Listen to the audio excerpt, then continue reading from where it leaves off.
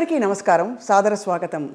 I dream media సగర్వంగా సమర్పిస్తున్న ప్రత్యేక కార్యక్రమం సిల్వర్ స్క్రీన్ లెజెండ్స్. బాహ్య సౌందర్యం తల్లిదండ్రుల వల్ల మనకు కలుగుతుంది. ఆత్మ సౌందర్యం భగవదేచ్ఛ. అలాగే మనసుని చాలా అందంగా ఉంచుకోవాలంటే అది ఖచ్చితంగా స్వయంకృతాపరాధం. అంటే మనసు అందంగా ఉంచాలంటే బోల్డంత సంస్కారం అవన్నీ కావాలి. మరి బాహ్య సౌందర్యంతో పాటు అంతః సౌందర్యం కలిగిన వ్యక్తుల్ని కలిసినప్పుడు చాలా చాలా ఆనందం కలుగుతుంది. అటువంటి వ్యక్తుల్లో నాకు చాలా ఇష్టమైన నటి, అసలు మనసులో ఏముందో మొహం మీద ఉట్టిపడే వ్యక్తి ఎవరు అంటే జయలలిత గారు. పేరులో చాలా పవర్ ఉంది, కానీ లోపల మాత్రం సున్నితత్వం. 40 ఏళ్లుగా ఎన్నో పాత్రలు వేస్తూ బోరు కొట్టని బోరింగ్ పాప, జానాబెత్తల జానమ్మ ఇలాంటి అద్భుతమైన క్యారెక్టర్స్తో మనందరినీ రంజింపచేశారు. కానీ మనసులో ఎప్పుడు ఏ కష్టం వచ్చినా ఇలా దాచుకున్నారు. నాట్య కళాకారిణిగా, నటిగా, అసలు జీవితాన్ని శోధిస్తున్న ఒక వ్యక్తిగా వారి ప్రయాణం గురించి వాళ్ళు తెలుసుకుందాం అద్భుతమైన ఈ కార్యక్రమంలో. నమస్కారం జయలలిత గారు. నమస్కారం స్వప్న. చాలా చాలా మనసుకు తృప్తిగా ఉంది. పరిచయం ఎంత అద్భుతంగా ఉందో, చాలా బాగా చేశారు. నిజంగా మిమ్మల్ని చూసినప్పుడు అలాగే అనిపిస్తుంది. మీ కళ్ళు, మీ నవ్వు చాలా మనసులోంచి ఇలా వస్తుంది. ఎక్కడ నటన, ఊరికి ఏదో నవ్వాలి కదా అని ఎప్పుడు అనిపించదండి. ఇందాక మీరు అన్నారు కదా ఈశ్వరేచ్ఛ అని, అది అంతే, అదే నమ్ముతాను. మీ ఇంట్లో కూడా ఒక ఆధ్యాత్మిక శోభ, అది చాలా అన్ని చోట్ల అనిపించదు. ఇలాగా ఒక వైబ్రేషన్ ఉందండి అంటారమ్మా చాలా మంది. ఇంటికి వచ్చిన వాళ్ళు ఇంట్లోకి రాగానే ప్రశాంతత ఉంది. బయట చూస్తే ఏంటి ఇలాంటి ఫ్లాట్లో ఉంటుంది జయలలిత అనుకుంటాము. ఇంట్లోకి రాగానే ఒక దేవాలయంలోకి వచ్చిన అనుభూతి అనేసి అంటారు, అందరు అంటారు. ఆ నిశ్శబ్దం అసలు ధ్యానంలోకి వెళ్ళిపోవాలని అనిపించింది రాగానే. మీరు ఆధ్యాత్మికంగా కూడా ప్రయాణించారు కదా, అంటే ఇప్పుడు ప్రయాణిస్తున్నాను కూడా. అదే ఎందుకో మనసుకి హాయినిస్తోంది. ఇంకా ఈ ఆర్భాటాలు, ఈ అలంకారాలు, అలాంటి వాటన్నిటికీ దూరం అయ్యాననే చెప్పాలి. ఇంకా కొంచెం ఉంటుందేమో, దాన్ని కూడా దూరం చేయాలి. అది జయలలిత గారు చాలా ధైర్యంగా లైఫ్ని మీరు కొనసాగించారు. మీకు నచ్చినట్టు బతికారు దాదాపుగా. కరెక్టా? అవును, నిజమా? సీతమ్మ ఎవరి మాట వినదని. సీతమ్మ ఎవరి మాట వినదు. పోగొట్టుకున్న, సంపాదించిన ఎన్ని ఒడిదుడుకులు అయినా కూడా స్వయంకృతాపరాధం మీరు అన్నట్టు. నాకు నేను ఎవరిని బ్లేమ్ చేసేందుకు లేదు. మీ అసలు పేరు జయలలితేనా? లలిత. లలిత. మరి జయలలిత అనేది జయ తర్వాత కలిసింది కదా? కలిసిందంటే నాకు ఊహ తెలిసిన తర్వాత నేను చూసిన ఫస్ట్ మూవీ కథానాయకుడు ఎన్టీ రామారావు గారు, జయలలిత గారు. ఆ సినిమా చూసిన తర్వాత 6 సంవత్సరాలప్పుడు నాన్న, అప్పుడు బడులు అనేవారు కదా, స్కూళ్ళు కదా, బడిలోకి జాయిన్ చేయడానికి వెళ్ళినప్పుడు మాస్టర్ గారు ఏంటమ్మా పేరు అన్నప్పుడు నాన్న లలిత అని చెప్పబోతుంటే నేను జయలలిత అని చెప్పేసా. అది యాదృచ్ఛికం, తెలీదు. ఆ సంఘటన ఒకటే గుర్తుంది, కానీ ఎందుకు చెప్పానో తెలియదు. జయలలిత అని చెప్పేసా. అప్పటి నుంచి జయలలిత.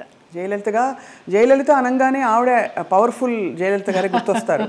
కానీ ఇక్కడ తెలుగునాట మీరు అంటే మీ ఏం చెప్పాలి, వర్చస్సు, ఒక అందం, ఒక గ్రేస్ ఏదైతే ఉందో ఆ జయలలిత గారికి ఈ జయలలిత గారికి పోలిక పడతారు. మీరు నమ్మచ్చు నమ్మకపోవచ్చు, అతిశయోక్తి అనుకోవచ్చు. మొన్న నేను కేరళ ఒక ఆయుర్వేదం ట్రీట్మెంట్కి వెళ్తే డీటాక్స్కి, అక్కడ వాళ్ళందరూ అన్నారు ఆ జయలలిత మీరు ఒకలాగానే ఉన్నారమ్మా అనేసి. ఫస్ట్ టైం ఆ గ్రూప్ అంతా అన్నారు. జయలలిత గారు, మీరు నాట్య కళాకారిణిగా మీ అభ్యాసం మొదలుపెట్టినప్పుడు అప్పుడు మీ మనసులో ఏముండేది? తల్లిదండ్రులు చెప్పి మంచి డాన్సర్ అవ్వాలనుకునేవారా, లేదు అందరిళ్లలో నేర్చుకున్నాం? అసలు నా నాట్యాభ్యాసం ఎలాగా మొదలైందంటే అక్కకి నేర్పిస్తున్నారు. అక్కకి నేర్పిస్తున్నప్పుడు నేను చూస్తూ నేను కూడా నేర్చుకుంటాను అని ఏడ్చాను 5 సంవత్సరాలు. అప్పుడు అమ్మ అన్నారు, ఇంకా నీకు అవగాహన లేదు, కొంచెం వయసు రావాలి, వచ్చిన తర్వాత నువ్వు నేర్చుకుందావు అంటే మా మాస్టర్ గారు అమ్మాయిలో ఉన్న జిజ్ఞాస చాలా నచ్చిందమ్మా నాకు. అంత వయసు అప్పుడు ఎవరికి కళల పట్ల ఆసక్తి ఉండదు, ఈ అమ్మాయికి ఏదో పూర్వజన్మ వాసన ఉంది, నేను నేర్పిస్తాను, మీకెందుకు, మీరు కంగారు పడకండి అని. నేను ఏడిస్తే నేర్చుకుంటానని అట్లా నేర్పించారు. ఇంకా అది నాకు నరనరాల్లో అలాగా ఉండిపోయింది. ఒక పెద్ద నాట్య కళాకారిని అవుదామని, ఒక పద్మా సుబ్రహ్మణ్యం గారిలాగా లైఫ్లో పెళ్ళి అనేది ఏమి చేసుకోకుండా అలా ఉందామని అనుకున్నాను.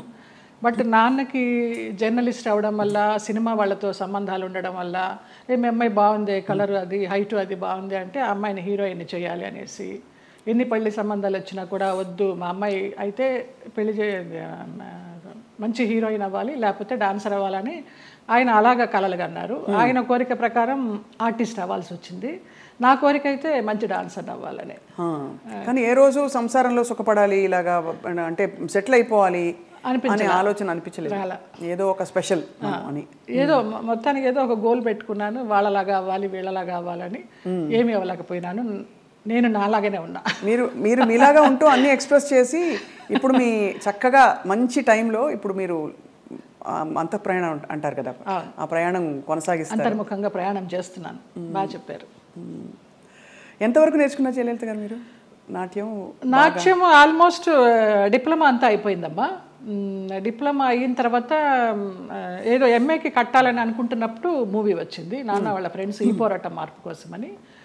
ఇంకా ఆంధ్ర నాట్యం కూడా నేర్చుకోవాలని నటరాజ రామకృష్ణ గారి దగ్గర 1 year పేయింగ్ గెస్ట్గా ఉండి నేర్చుకున్నాను నేను. ఆ టైంలో నాన్న వచ్చి మా ఫ్రెండ్స్ సినిమా తీస్తున్నారు, అందులో హీరోయిన్కి డాన్సర్ అయి ఉండాలి, క్లాసికల్ డాన్సర్, నువ్వు నువ్వు చెయ్యాలి అనేసి అన్నారు. ఇంకా రూమ్లోకి వెళ్ళిపోయి గడిపెట్టేసుకుని ఏడుస్తూ కూర్చున్నాను. నేను డాన్సర్ అవ్వాలనుకుంటే నన్ను సినిమాల్లోకి చేర్చడం ఏంటి, వెళ్ళనని. అప్పుడు నటరాజ రామకృష్ణ గారు, కళాకృష్ణ గారు నచ్చజెప్పి, నాన్న ఫ్రెండ్సే కదా తీస్తున్నది, వెళ్ళు, నచ్చితే చెయ్యి, కంటిన్యూ చెయ్యి, ఆఫర్లు వస్తాయి, లేకపోతే మళ్ళీ డాన్సర్గానే ఉండిపోదు అని నచ్చజెప్పి పంపించారు. ఇంకా వన్స్ ఆ రంగంలోకి వెళ్ళిన తర్వాత మరి నచ్చిందా మీకు సినిమా ఇండస్ట్రీ ఎక్స్పీరియన్స్? అది మొదట్లో నచ్చలేదనే చెప్పాలి. తర్వాత రాను రాను ఇంకా ఫ్యామిలీ అంతా నా కోసం అని షిఫ్ట్ అయిపోయి వాళ్ళు ఇబ్బందులు పడుతున్నప్పుడు, లేదు వీళ్ళందరి కోసమన్నా నేను ఇష్టపడి చేయాలని అలాగా కాంప్రమైజ్ అయిపోయి చేసినవే.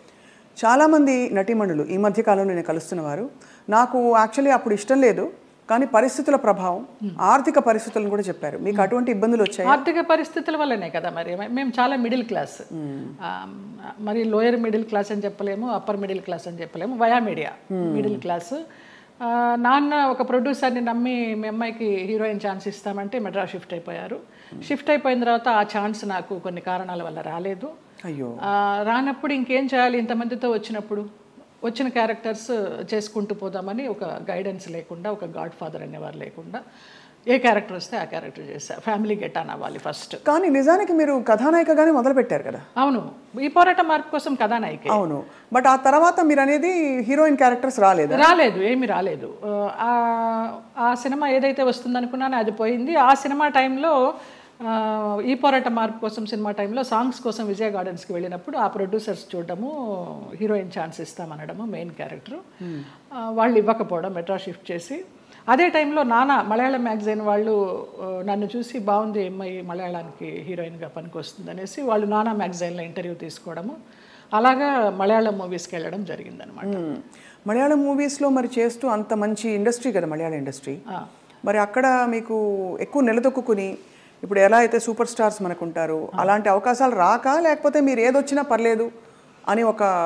అలా కూడా కాదు. మలయాళంలో ఫస్ట్ నేను చేసింది ఉప్పు మూవీ, ముస్లిం సబ్జెక్ట్, తల్లి కూతురు నేనే, జ్యువెల్ రోలు.